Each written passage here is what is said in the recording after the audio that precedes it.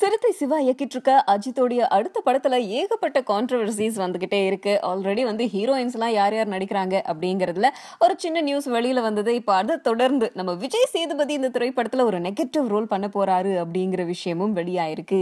S, already நம்ம Ajith and Siruthai Siva கை கோர்க்கிற எல்லா திரைப்படங்களும் ஹிட்டை நோக்கியே போய்கிட்டு இருக்கு.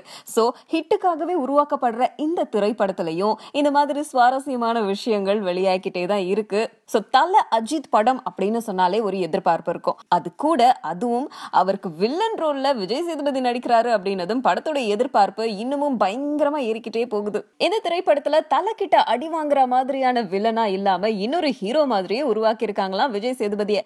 அண்ட் இந்த விஷயம் இன்னமும் அதிகாரப்பூர்வமா அறிவிக்கப்படல. First thing he said was Sinu Ramasamy is an intelligent director. Very good பண்ணுங்க. அது எனக்கு திருக்குறள் மாதிரி அந்த ரெண்டு வார்த்தை.